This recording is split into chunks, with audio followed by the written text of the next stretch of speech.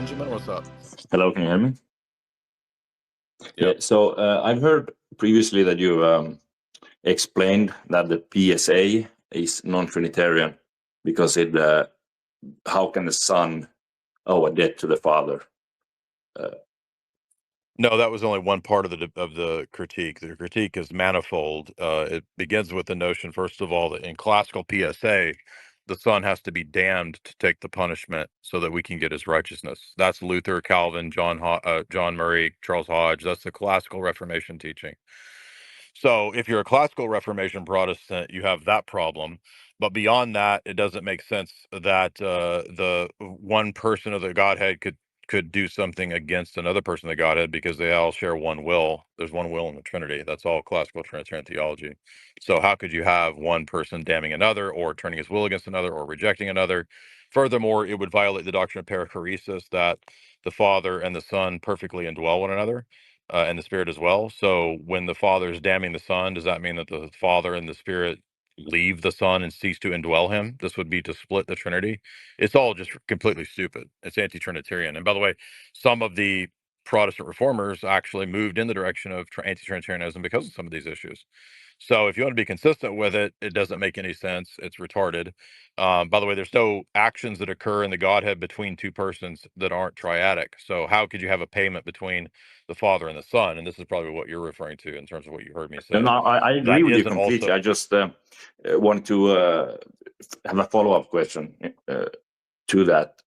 Right. So just to finish that point is that you couldn't really have something that's between two persons in the Trinity that the third one doesn't do or isn't involved in. And the traditional Anselmian debt theory is precisely that way. I see. But then my question is, how in the Mass, in the liturgy, when you're offering the Son to the Father as a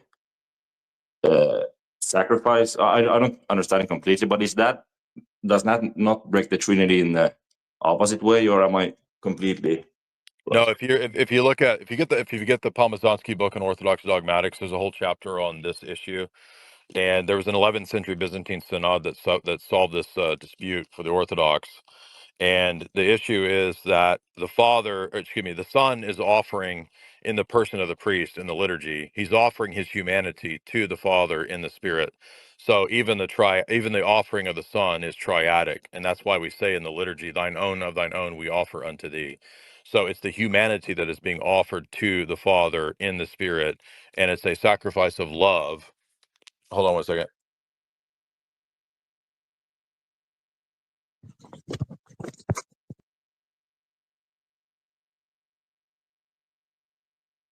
Does that make sense what I'm saying? Yes, it makes sense. It's a bit over my head, but it does make sense. So it's in the Orthodox view, it's an offering of love, and I mean there is some debt language in Paul and in the Old Testament, but as the Byzantine Synod there stated, you look up the synod that deals with Soterikos, is his name. I think that's right. Sometimes I get this synod mixed up with the name of the guy in the Fourth Palamite Synod, but I can tell you where you can read about it.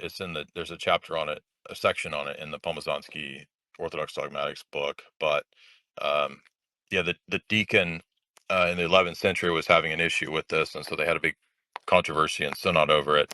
And the resolution was that the Son is offering his humanity to the Father in the Spirit, and it's not a payment because there's no creature that could pay off God. So even the language of paying our debt and all that kind of stuff is a debt that isn't like between two persons in the Trinity. And you could say that there's a debt that we owed God, but we could never pay that back. The only person who could pay that back is a divine person. And even the offering of the humanity isn't a payment to the Father because creatures can't buy off or pay off God. That makes sense. Thanks for the answer.